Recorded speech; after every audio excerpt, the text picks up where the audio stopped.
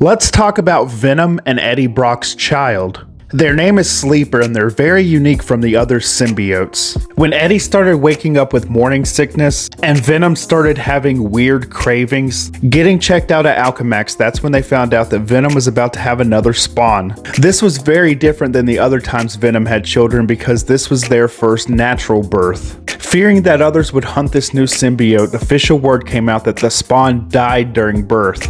Only a handful of scientists knew the truth. The symbiote was still alive and was a very much guarded secret. Venom and Eddie would visit Sleeper every single day, playing with them, giving them nourishment, and making sure they knew who their parents were. The thing about Sleeper is they're very different than their siblings. Venom could feel that Sleeper had no evil intentions. Sleeper didn't want to take over a host. They had an itch for learning and they loved when the scientists taught them new things. Venom could feel that Sleeper had much love for their parents, Eddie and Venom.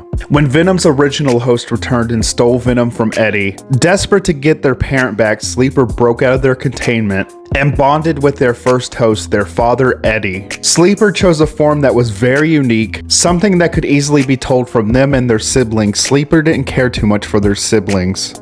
Sleeper had a very rare ability of using pheromones to manipulate its target. They could create pheromones that could make people happy, sad, mad, sleepy, confused, sick, mind control, persuasion, the list just goes on and on.